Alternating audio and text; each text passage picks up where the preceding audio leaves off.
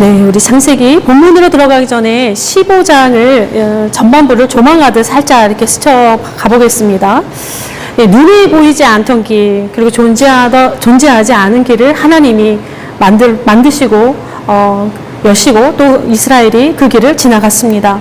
그 거대한 구원의 역사에 이스라엘은 노래로 화답을 합니다. 소위 바다의 노래라 그렇게 우리가 붙여졌는데요. 앞부분은 바다의 노래입니다. 모세의 노래가 길게 나와 있고 뒤에 미리암의 노래가 붙어 있습니다. 순서상 상당한 분량의 그 모세의 노래가 먼저 등장을 하고 뒤에 미리암의 노래가 한 줄 이렇게 붙어 있습니다. 그런데 원래 이제 성서에서 가장 오래된 노래로서는 이 미리암의 노래가 가장 오래됐을 것이다. 그렇게 이제 추측을 합니다. 그러니까 너희는 야훼를 찬송하라. 그는 높고 영화로우시며 말과 그 탄자를 바다에 던지셨음이로다. 라고 하는 그 부분입니다. 그 부분이 이제 가장 오래된 미리암의 노래로 알려져 있습니다. 모세의 노래 역시 같은 구절로 이제 시작이 됩니다. 그러니까 편집상으로 보면 미리암의 노래가 그러니까 기다란 이제 모세의 노래에 응답하는 그런 모양새를 띠고 있고요. 또 이제 이스라엘 전체가 드리는 이 감사를 더 농축해서 확장시키는 그런 역할을 한다. 이렇게 학자들은 보고 있습니다. 애굽 땅에서의 탈출이 이 바다에서의 승리로 절정을 이루고 이 공동체적인 구원의 경험, 이 공동의 기억은 노래 속에 보존이 됩니다. 이 바다의 노래가 하나님의 백성으로서의 어떤 영속적인 신앙 고백이 되어주고 또 앞으로 마주하게 되는 수많은 전쟁에 대한 예표가 되어줍니다. 이 장면을 이 마틴 부부가 이렇게 이야기합니다. 이것은 거룩한 사건으로서, 그러니까 노래를 이야기합니다. 이 노래에 부르는 노래, 바다의 노래. 이것은 거룩한 사건으로서 이 사건에 참여했던 사람들에게는 명백하고 다른 어느 세력에 의해서도 제한받지 않는 유일한 힘이 작용하는 영역을 일별할 수 있게 한 사건이었다. 자연현상이든 역사적인 현상이든 아니면 양쪽 모두 다이든지 개인이나 집단에 의해서 되풀이해서 경이로움을 불러일으킬 때 그러니까 노래를 통해서 지금 그 경이로움을 불러일으키고 있지요. 이것은 종교사에서 위대한 전환점을 이루게 된다라고 이제 이야기를 하고 있습니다. 이 바다의 노래, 그러니까 이스라엘의 하나님의 백성이라고 하는 이 정체성과도 매우 깊은 관련이 있어 보입니다. 창세기에서는 아브라함을, 출애굽기에서는 이제 이스라엘을 통해서 히브리 사람 이렇게 부릅니다. 그러니까 히브리 사람이라고 하는 건요, 저편에서 온 사람, 강을 건너온 사람들이라고 하는 의미가 내포되어 있습니다. 그래서 히브리라고 하는 이 단어는요, 넘어가다, 지나가다라고 하는 말에서 파생한 것인데 중요한 개념은 움직임입니다. 그러니까 움직이는 사람들이라는 거예요. 특히 이제 본토가 아니라 자유로운 땅으로, 자유로운 땅을 향해서 움직이는 사람들을 함축하고 있습니다. 이스라엘 역사에서 보면 중요한 분기점마다 마치 예전을 수행하는 것처럼 강을 건너는 장면들이 굉장히 많이 포착이 됩니다. 그러니까 아브라함은 유프라테스를 건너서 왔지요. 메소포타미아에서 오고, 야곱은 야복강을 건넜고, 모세는 홍해를 건넜고, 여호수아는 요단강을 이제 건너게 될 것입니다. 이 강을 건넌다라고 하는 것은 미지의 세계, 어느 면에 있어서는 불투명한 미래로 들어가는 것이기 때문에 웬만한 용기가 없이는 배견에게 어려운 과정이지 않을까라는 생각이 듭니다. 때문에 이 바다에서의 승리는 강을 건너는 자들에게 있어서는 이러한 불안을, 미래에 대한 불안을 상쇄할 수 있는 보증과도 같고, 또 그들이 앞으로 들어갈 땅에 있어서의 승리에 대한 선언적인 경험으로서도 자리 잡게 됩니다. 그렇게 강을 건너는 자들은 구원의 하나님을 찬미하면서 하나님의 백성으로 탄생을 하고 이제 광야로 이제 오늘 진입을 합니다. 그러니까 강을 건너는 자들이었습니다. 이제까지는 이제는 광야를 걷는 사람들이 됩니다. 근데 강을 건너면서 엄청난 전무후무한 승리를 얻었으니까 이전보다 나아야 될 터인데, 그러나 분위기는 그렇지 않습니다. 이 장면을 또 이제 어떤 학자는 이렇게 표현합니다. 안정과 풍부한 자원을 맛보면서 속박당하는 것이, 그러니까 노예로 있는 것이 자유를 얻어 오아시스를 찾아 헤매는 것보다 더 좋은 것처럼 보인다. 광야는 이도 저도 아닌 얼치기와도 같기 때문이다. 얼치기라는 말을 아세요? 이도 저도 아닌 것을 얼치기라고 합니다. 하나님께서 그의 백성을 인도하시는 그 섭리가 참으로 오묘하고 인생의 여정이라고 하는 것이 알다가도 모를 길을 많이 만나는 그런 것 같습니다. 그래서 아마도 이제 얼치기 같은 광야로 인도하셨다라고 하는 표현을 쓰는 것 같습니다. 이스라엘이 처음으로 들어간 광야가 수르라고 하는 이름을 가진 광야입니다. 여행이라고 하는 의미도 가지고 있고 바라보다라고 하는 뜻도 가지고 있습니다. 움직이는 사람들, 강을 건너는 사람들이 이제 본격적인 여행이 시작되는 것 같기도 하고 또 이들이 무엇을 바라보아야 되는가라고 하는 것이 또 이들의 또 주어진 과분 아닌가라고 하는 생각이 드는 그러한 이름입니다. 수르 광야는 가장 메마른 지역으로 잘 알려져 있습니다. 지난번에 제가 이제 지도 하나 보여드렸죠. 그러니까 이렇게 밑으로 조금 내려온 겁니다. 내려왔는데 이 광야에서 사흘길을 걸었다 이렇게 표현합니다. 홀홀단신의 가벼운 몸이 아닙니다. 어린아이도 있고 노약자도 있습니다. 함께 걸어야 되는 길입니다. 수많은 사람들이 또 많은 짐과 가축들까지 함께 있는 그런 길입니다. 이 사흘길, 이들의 육체적인 고단함이라고 하는 것, 이 마음이 퍽퍽해지는 것은 사실 쉽게 상상을 할 수가 있습니다. 이 사흘이라고 한 단어에 잠시 우리가 생각이 머뭅니다. 이 사흘이라고 한 단어가 꽤 많이 나옵니다, 성경에. 그러니까 3이라고 하는 겁니다. 3이라는 숫자예요. 사흘. 아브라함이 아들 이삭을 데리고 모리아 산으로 사흘길을 걸었고 애굽에 내린 9번째의 재앙, 어둠 속에서의 사흘을 보냈습니다. 사울이 왕이 되기 전에 사무엘에게 기름 부음 받기 전에 잃어버린 양을 찾기 위해서 광야에서 사흘을 헤매었고 요나는 사흘 밤낮을 물고기 뱃속에 있었습니다. 에스더는 사흘을 금식하고 사흘째 되던 날에 왕 앞에 나갔고 사도 바울은 다메섹에서 주님을 만난 후에 사흘 동안 앞을 보지 못했습니다.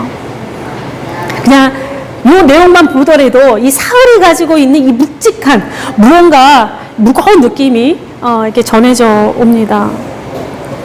이 사흘, 3이라고 하는 숫자는 성경에서 매우 중요한 역할을 하는데 가장 먼저는 복수 중에서 가장 첫 번째 숫자이기 때문에 완전수로 통합니다. 복수가 2인데 왜 3이 첫 번째냐? 이렇게 질문할 수 있죠. 2는 쌍수이기 때문에 복수로 취급하지 않습니다. 그러니까 첫 번째 복수가 3으로 취급을 합니다. 그래서 가장 먼저 나오는 완전수의 첫 번째 숫자가 3입니다. 그래서 성경에 보면 뭐 3년, 3개월, 3주, 뭐 사흘 이라는 표현이 상당히 많이 나오는데 이거는 우연이 아닙니다. 우리가 이제 맨 마지막에 평화의 인사하잖아요. 민수기 6장. 이 축복도 3중으로 되어 있습니다. 그래서 완전한 축복이다. 이제 그렇게 이해를 합니다. 게다가 이 셋이라고 하는 숫자는요, 공의가 철저하게 실현되는 이 공의가 은혜라는 것까지 도달하기까지 필요한 시간으로서 여겨지고 있습니다. 그러니까 최종적인 결정, 행위를 뜻할 때 사용하는 것이 또 이 셋이라는 숫자인데 대표적인 것이 예수 그리스도의 십자가와 부활의 기간이 사흘이었습니다. 그리고 요나가 뱃속에서 사흘, 이것이 대표적으로 드러나고 있습니다. 어쨌든 이 메마른 광야 속에서 이 사흘길이라고 하는 것은 이스라엘에게 또는 하나님에게 이 꽉 찬 무언가의 시간이 흘렀음을 우리는 알 수가 있습니다. 근데 모세가 바로 앞에 나아가서 처음으로 한 말이 이거였습니다. 히브리인의 하나님은 우리에게 나타났는데 우리가 광야로 사흘길쯤 가서 우리 하나님께 제사를 드리려 하오니 우리 나가도록 허락해달라라고 하는 것이 그 모세의 첫 번째 말이었습니다. 그러니까 모세의 말대로 하자면 이제 광야로 사흘길을 걸어왔으니 하나님께 예배를 드려야 되는 그 첫 타이밍에 지금 다다랐습니다.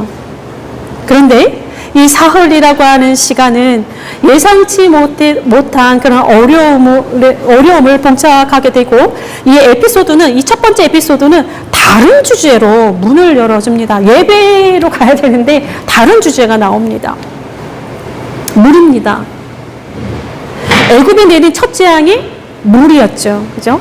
나일강을 물러내고 이스라엘의 애굽 탈출기의 마지막 사건이 물을 통과한 사건이었습니다. 광야에 들어갔더니 이들을 처음으로 당혹해 한 것이 바로 물입니다. 마실 물이 없음입니다. 결핍이죠. 잘 아시는 바와 같이 인간의 생존에 있어서 물이 없는 3일 길은 매우 결정적이고 위험합니다. 세포들의 대사활동, 혈액이 그 평행성을 유지하고 장기를 보호하고 체온을 유지하는 것도 이 물입니다. 체중의 2%가 탈수가 되면 운동 기능이 손상되기 시작한다라고 합니다. 그리고 5%를 초과하게 되면 이 운동 능력이 30%로 확 극강화한다라고 보고되어 있습니다. 그러니까 우리가 움직이는데 어려움을 겪는다라고 하는 거예요. 그럼 이거는 성인의, 건강한 성인의 경우인데 여기 노약자들까지 감안한다라고 한다면 지금 이 사람들이 물이 없는 광야의 사흘길을 걸었다라고 하는 것이 더 이상 진행할 수 없는 그런 상태에 이르렀다 볼 수가 있습니다. 당연히 생존을 위해 물을 찾았는데 마시지 못하는 쓴물입니다. 자연스레 원망이 터져 나옵니다. 이스라엘 입장에서 보면 이유 있는 원망이지 않습니까? 그저 이스라엘이 단순하게 하나님의 구원 역사를 금세 잊은 그런 백성, 배은망덕한 백성이다, 가볍고 조급한 신앙이다, 혹은 불신앙이다 라고 이렇게 쉽게 이들을 탁 털어버릴 수 있는 문제는 아닙니다. 그럼에도 불구하고 이 원망이라고 하는 단어가 참 무게감 있게 다가오는데요. 이 히브리 단어가 항상 하나님의 의로우심과 선하심, 그 능력을 비방하는 의미를 담고 있습니다. 그러니까 조심스럽지만 우리가 의도하든 그렇지 않든 우리가 알든지 모르든지 때로는 억울한 상황이 존재하는 그 순간에도 또 때로는 모든 상황을 사실 천편일률적으로 재단하기 어렵지만 어쨌든 이 원망이라고 하는 단어가 지금 여기에 쓰인 원망이라는 단어가 본질적인 측면에 있어서 이 원망과 불평의 이 화살의 끝은 하나님을 반역하고 거스리는 불순종하고 만나게 되어 있다라는 사실입니다. 자, 이런 사실을 인정하지 않을 수 없습니다. 게다가 이 원망이라고 하는 단어가 등장하는 것은 광야살이의 첫 번째 에피소드 1, 2, 3에 등장을 합니다. 이제 오늘 15장이었죠? 15, 16, 17 이렇게 나란히 처음에 1, 2, 3에 등장을 하는데 15, 16, 17장에 있어서 핵심 단어로 이 원망이라고 하는 단어가 등장을 하는데 결코 우리를 가볍게 넘길 수 없게 합니다. 게다가 이제 첫 번째 오늘 에피소드에서는 이 원망과 불평을 무엇과 연결시키고 있느냐? 하나님을 향한 신실함, 말씀의 순종, 그 다음에 의로운 삶과 대조를 시키면서 이렇게 연결하고 있습니다. 어찌 보면 광야 40년 살이가 이제 앞으로 펼쳐지는 이 광야 40년 살이가 그 속에서 이스라엘이 처음부터 끝까지 싸워 이겨내야 하는 것은 다른 그 무엇보다 나름 이유 있게 터져 나오는 이 불평과 원망은 아니었나 이게 생각이 들기도 합니다.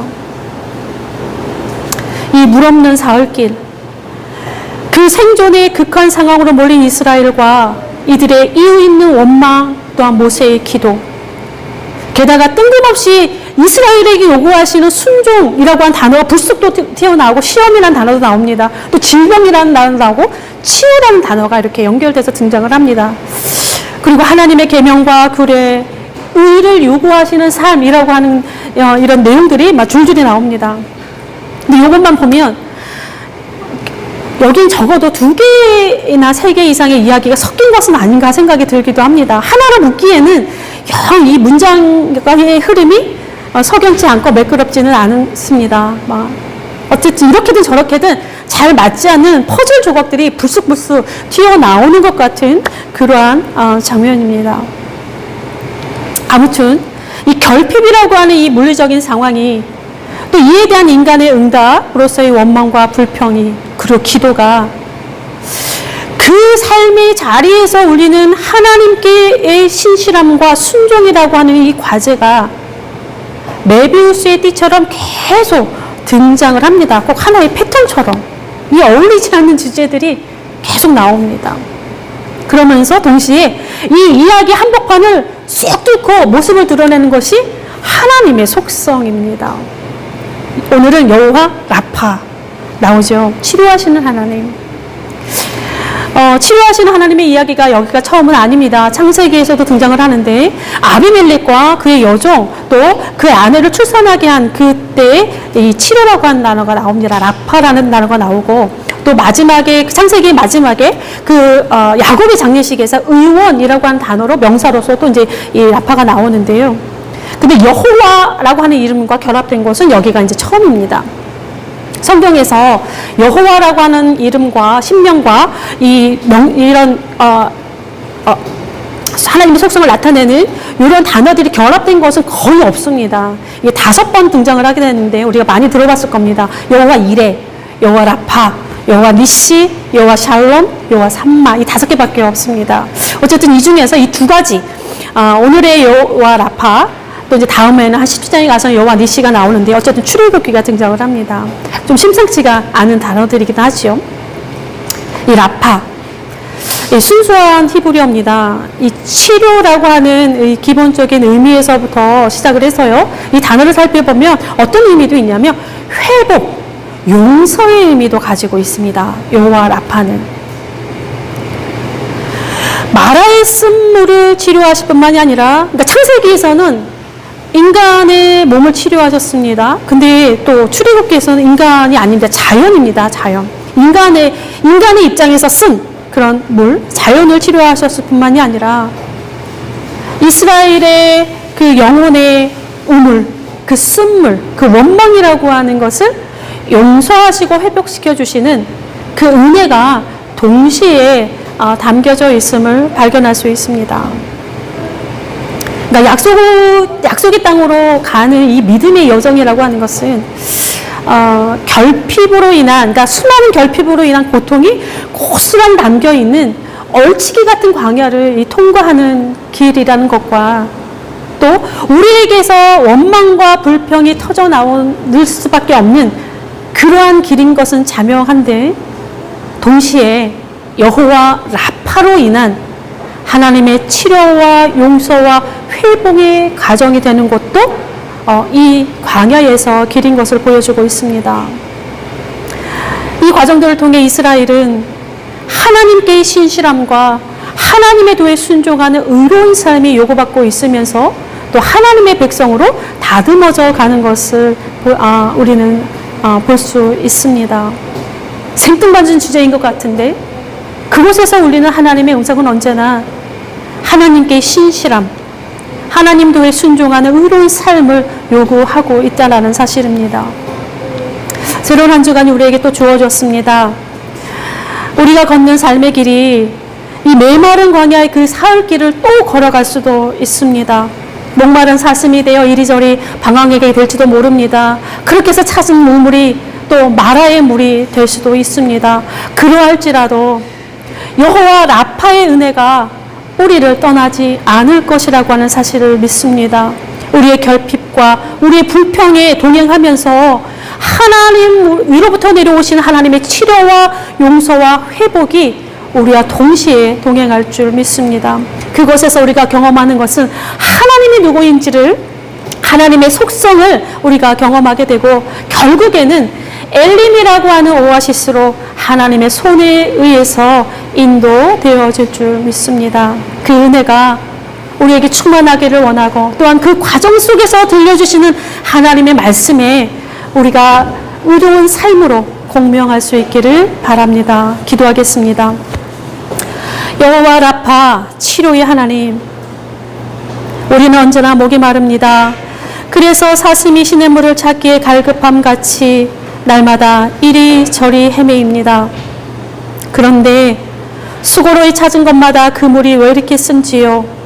하나님, 우리의 마라를 치료하여 주시고 터져나오는 원망도 용서하여 주시며 우리의 광야의 길을 회복시켜 주옵소서.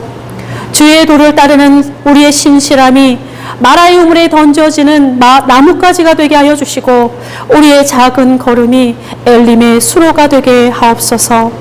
생명수로 우리에게 오시는 예수 그리스도의 이름으로 기도드립니다. 아멘.